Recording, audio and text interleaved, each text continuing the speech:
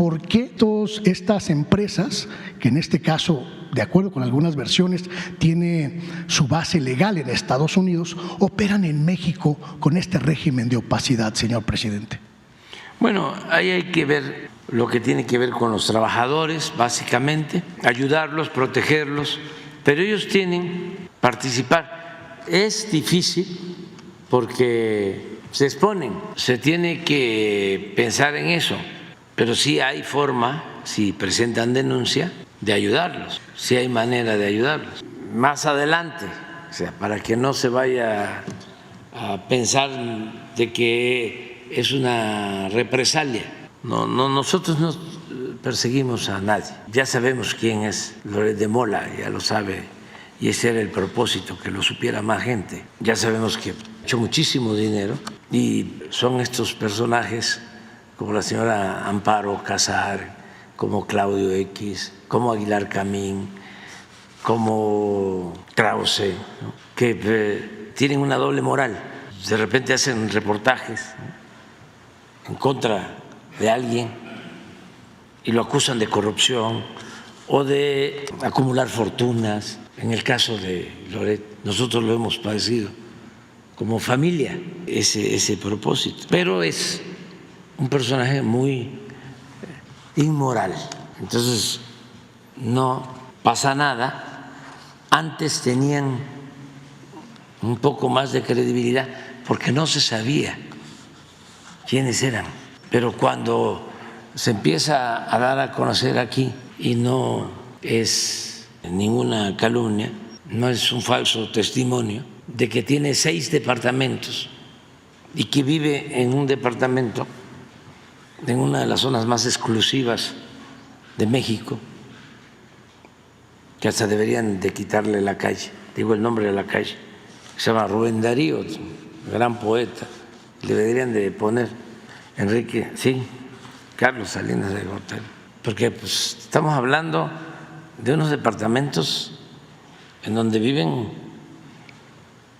los potentados, los machuchones, y algunos que han hecho su trabajo con esfuerzo, de conformidad con la ley, que merecen respeto, pero también ahí viven los nuevos ricos, todos los que han hecho dinero al amparo del poder público con estos trabajos, ¿no?, de mercenarios del periodismo, y una casa de descanso en Valle de Bravo que es paradisiaca, o sea, como Gran Señor, y otros bienes.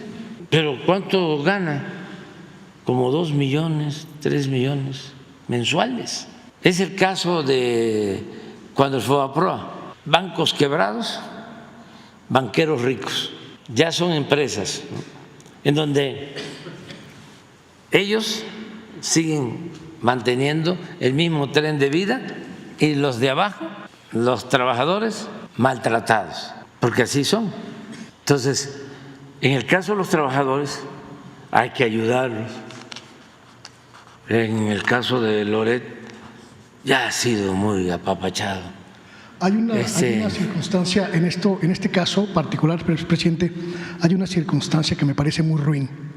Loret o Víctor Trujillo, la gente que dirige el portal, este portal que no puede llamarse periodístico, pues tienen sueldos muy altos, estratosféricos en algunos casos, pero sacrifican a los reporteros, a la base, a los de a pie, que están atrapados en la circunstancia de un ecosistema mediático que ya no tiene capacidad para darle trabajo a todos. Y me parece que esa circunstancia es una ruindad, porque sacrifican al eslabón más débil de la cadena de los medios de comunicación.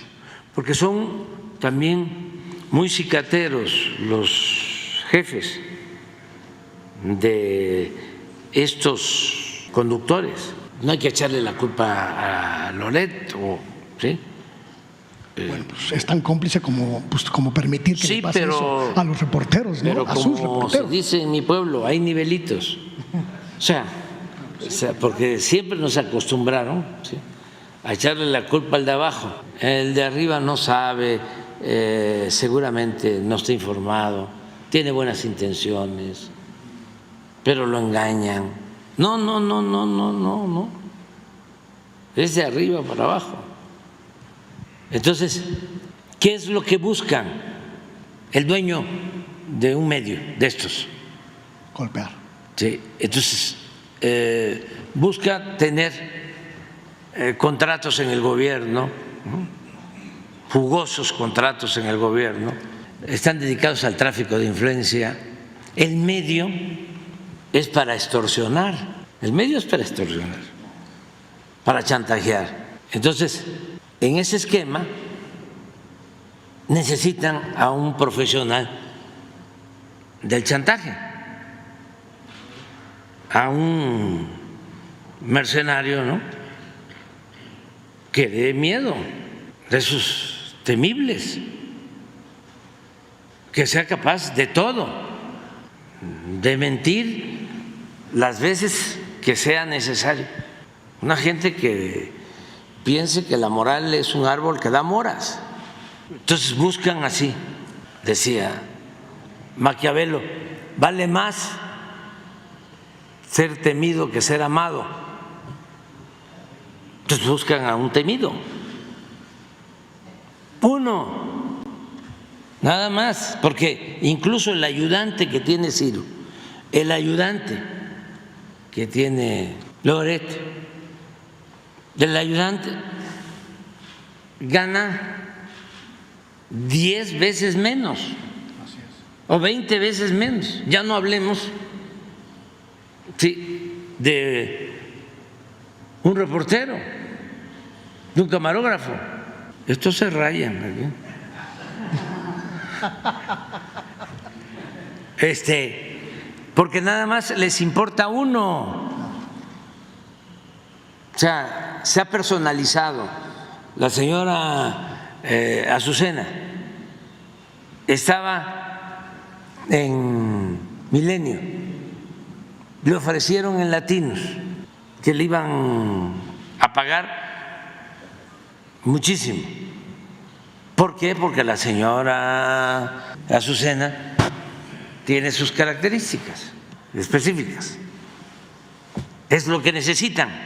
Nada más que en ese entonces ella quiso seguir en los dos medios y le dijeron en Milenio que no, que nada más había si se iba a Latinos, pero que ya no iba a poder estar. Y se quedó pero van buscando estas personalidades que ganan muchísimo, pero el resto gana muy poco. Y cuando viene un ajuste, porque ya también a los dueños no les funciona, porque pues no les ayudan en el chantaje, ya no hay credibilidad, son muy mentirosos. Lincoln decía, al pueblo se le puede mentir una vez, 2 veces, pero no se le puede mentir toda la vida. Textualmente, al pueblo se le puede engañar una vez, 2 veces, pero no se le puede engañar todo el tiempo. Entonces, hay que ayudar a los de abajo y hay que plantearse ustedes también el qué hacer hacia adelante, porque esto ya cambió, ya no va a ser igual. Ellos están pensando en que van a regresar por sus fueros y que todo va a ser como antes. Ya no va a ser igual. Ya no voy a estar yo, pero ya esto ya cambió porque el pueblo así lo decidió. Bueno, y ya hay reacomodos. Entonces, ¿qué pasa con el periodismo, que es un noble oficio? ¿Y qué va a pasar con periodistas? ¿Cómo van a garantizar su sustento en una circunstancia nueva? Por ejemplo, la distribución, que son cuestiones que ustedes deben de discutir, de debatir, de el gasto de publicidad del gobierno. O sea, ¿por qué se va a concentrar ¿Por qué no se va a transparentar y que sea para todas y todos? Es un tema pendiente. Y los cambios que se están dando, el que ahora existan los portales o los programas de redes, todo eso no van a poder seguir así, sea quien sea, ¿eh? Ya esto es completamente ya distinto, porque no toco madera, no me meto, pero en cualquier circunstancia esto ya se echó a andar y hacia adelante se van a seguir dando los cambios y hay que ir aceptando la nueva realidad, que fue el problema que ellos enfrentaron. Además, porque la mente conservadora pues no busca cambios, busca mantener el statu quo. Ya es otro México, ya es otra manera de pensar, ya cambió la mentalidad de nuestro pueblo para bien. Entonces todos estos trabajadores tienen que verlo y no es un asunto de represalias, ¿eh? Para nada. Yo les comentaba, se enojó Ciro precisamente porque al principio del gobierno, no por culpa de ellos, sino por culpa de las empresas, o hicieron mal la contabilidad y quedaron debiendo al SAT. Se habló con ellos, pónganse al corriente, ya, y se pusieron al corriente.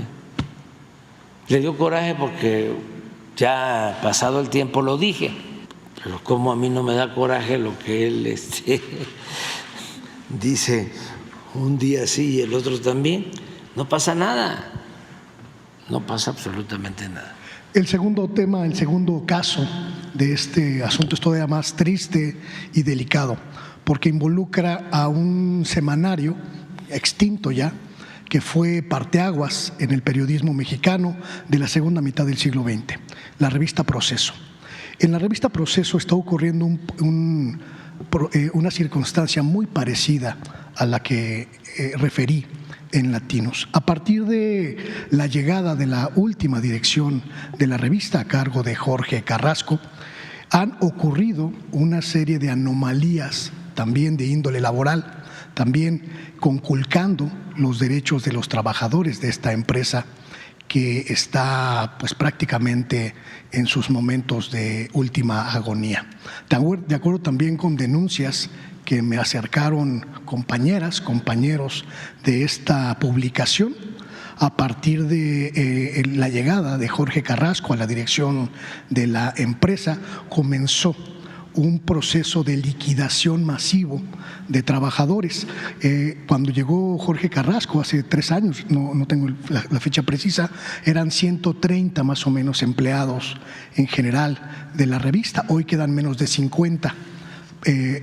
Secciones como espectáculos, fotografía, han sido prácticamente desmantelados, pero lo grave en esta circunstancia que vive la revista Proceso es la forma en la que están, entre comillas, liquidando a los trabajadores de la empresa. Si hay un representante de Proceso en este salón, no me dejará mentir respecto de la circunstancia en la que están ocurriendo estas liquidaciones. Le están obligando a los trabajadores de Proceso a recibir liquidaciones de por lo menos el 10% de lo que les correspondería por ley para sus liquidaciones. Trabajadores que en algunos casos tienen hasta 30 años de antigüedad en la revista, a quienes les dicen: tenemos 100,000 pesos para darte de liquidación, los tomas o los dejas. En esta idea del terrorismo laboral a la que hago referencia, señor presidente, que me parece indigna, pero sobre todo me parece ilegal. Trabajadores que por amor a una camiseta, por este malentendido amor a la camiseta que a muchos periodistas les inculcaron en las redacciones para someterlos, para arrodillarlos, se niegan a demandar a la empresa para obtener las liquidaciones que les corresponden. De acuerdo con las denuncias, esta mecánica de violentar los derechos laborales en la revista Proceso también ha pasado por la misma circunstancia: no pagar el seguro social, no pagar las cuotas del Infonavit, no pagar los gastos a los que tiene derecho la plantilla laboral. En este caso, en el caso de la revista Proceso, además de esta circunstancia laboral, hay otra cuestión que me parece muy importante de mencionar. La nueva dirección de la empresa ha sido prácticamente omisa ante esta circunstancia. Como marca la ética periodística, yo busqué directamente al director de la revista, a Jorge Carrasco, para plantearle estas denuncias y plantearle este panorama, y él me contestó que él pues no tiene conocimiento de esta circunstancia porque eso lo está trabajando el área de administración, un área que prácticamente está desmantelada y que hoy es operada por gente cercana a Julio Scherer Ibarra, quien es en los hechos el nuevo dueño de la revista Proceso. De acuerdo con estas denuncias, desde las oficinas del propio Julio Scherer han estado saliendo los recursos económicos para estas liquidaciones anómalas, ilegales, en las que están atrapados una buena parte de los trabajadores de Proceso. Esta denuncia me parece muy grave, no solo porque estamos hablando de un medio legendario en la dinámica periodística nacional, sino también